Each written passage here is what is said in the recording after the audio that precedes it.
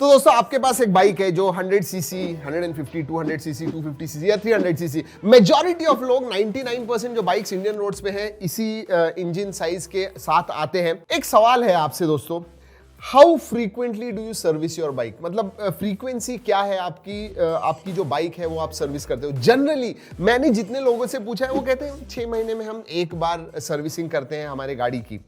It might be right, ये जो frequency है वो करेक्ट है, लेकिन आपको पता चलना चाहिए आपके ड्राइविंग के हिसाब से कि भाई कब सर्विसिंग होनी चाहिए। और एक बात बताता हूं दोस्तों, अगर आप रेगुलर सर्विसिंग करोगे तो आपकी जो मेंटेनेंस कॉस्ट है that can literally go half, nearly 50% से कम हो जाएगी अगर रेगुलरली सर्विसिंग करोगे तो। अगर नहीं करते हो रेगुलरली सर्विसिंग, आपकी जो मेंटेनेंस कॉस्ट है over a period of time वो बढ़ेंगे। इसीलिए दोस्तों सर्विसिंग टाइमली करना बहुत इंपॉर्टेंट है। लेकिन जब आप सर्विस करते हो तो क्या क्या किन चीजों के पास आपने ध्यान देना चाहिए? जी हाँ, कुछ बहुत इंपॉर्टेंट चीजें मैं आपको बताने वाला हूं जो जनरली हम इग्नोर करते हैं। Yes, let's start. सबसे पहले दोस्तों एक चीज कहूं, मुझे नहीं लगता है कोई भी ये करता है, हार्डली 1 या 2% लोग करते होंगे। लेकिन जब हम रेगुलरली गाड़ी चलाते हैं, हर रोज ऑफिस जाते हैं, घूमने जाते हैं, जो भी करते हैं, कभी ना कभी ऐसे होता है हमें चेन की आवाज आती है या फिर हमें लगता है कि ब्रेक ठीक तरह से नहीं लग रहा है। बहुत सारी ऐसी छोटी छोटी चीजें होती है जो हमें ध्यान में आती है जब हम चलाते हैं गाड़ी। जी हाँ, अगर ऐसे कुछ होता है दोस्तों, एक चीज कीजिए, आपके स्मार्टफोन पे सिर्फ पॉइंट लिख दीजिए कि भाई ये ऐसे ऐसे हुआ था। एक बात कहता हूं दोस्तों, जब आप सर्विसिंग के लिए जाते हो कितने बार ऐसे होता है कि आपको सब प्रॉब्लम्स याद आते हैं?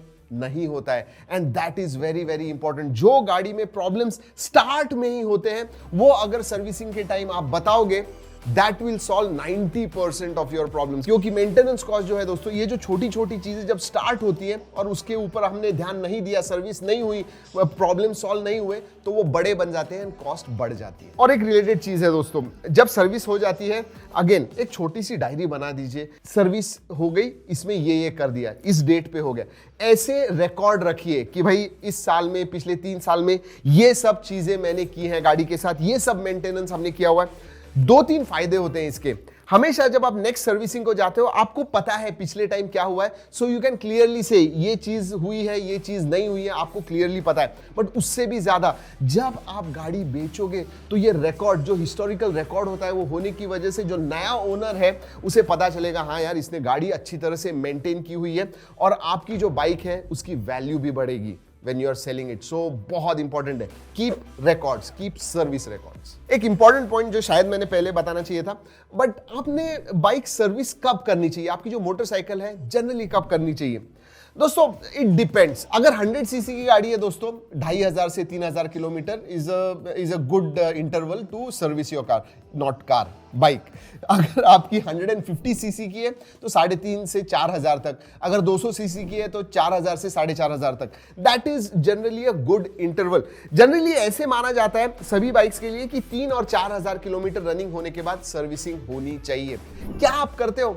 जनरली मैं बताता हूं दोस्तों, मेरे हिसाब से जब मेरे पास गाड़ी हुआ करती थी 5-6 हजार हो जाते थे और उसके बाद में बहुत ही कुछ सीरियस प्रॉब्लम आ जाता था, उसके बाद में मैं सर्विसिंग के लिए लेके जाता था।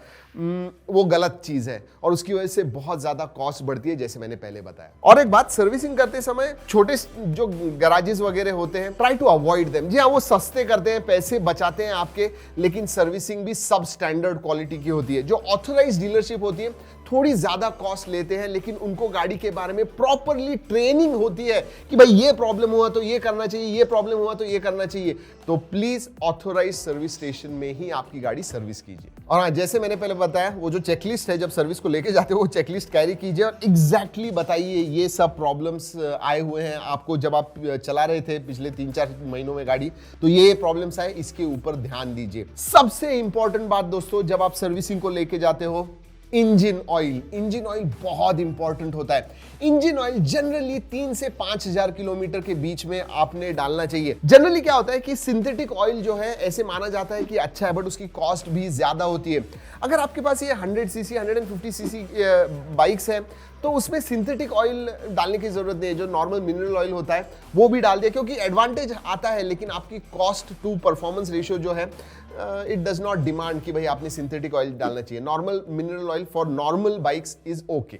और एक इंपॉर्टेंट बात, प्रॉबेबली कभी कभी पॉसिबल नहीं होगा, लेकिन अगर आपको पॉसिबल है तो जब आपकी गाड़ी सर्विस होती है आप फिजिकली प्रेजेंट रहिए उधर। जी हाँ, मुझे पता है बहुत सारे लोगों के पास टाइम नहीं होता है या फिर कभी कभी अलाउ नहीं करते हैं, बट अगर पॉसिबल हो तो देखिए, सर्विसिंग को 1 घंटा 1.5 घंटा ज्यादा से ज्यादा लगता है। अगर आप उतना टाइम निकालोगे और आपके सामने सर्विसिंग करा के लोगे तो आपको पता चलेगा कि भाई जो इंजन पार्ट्स वगैरह हैं कुछ चेंज तो नहीं हुए हैं, इंजन ऑयल ठीक तरह से डाला है या नहीं। तो आपके सामने जब होगा तो जो मैकेनिक है वो भी थोड़ा ध्यान रखेगा, नहीं यार मुझे ठीक तरह से करना होगा। So keep that in mind, अगर हो सके तो जरूर कीजिएगा, रहिए सर्विसिंग के समय। और ऑयल के साथ दोस्तों जो कूलेंट होता है या फिर ब्रेक फ्लूइड वगैरह होता है, ये जो है ये चेक हमेशा कीजिए। हर सर्विसिंग में मैकेनिक को कहिए कि प्लीज ये जो मेरा कूलेंट है या फिर ब्रेक फ्लूइड्स है ये प्लीज बराबर से चेक कीजिए, और अगर कम है तो टॉप इट अप। और एक इंजन ऑयल के साथ अगर आपका डिस्क ब्रेक्स वगैरह, ब्रेक्स के पास प्रॉपरली ध्यान दीजिए।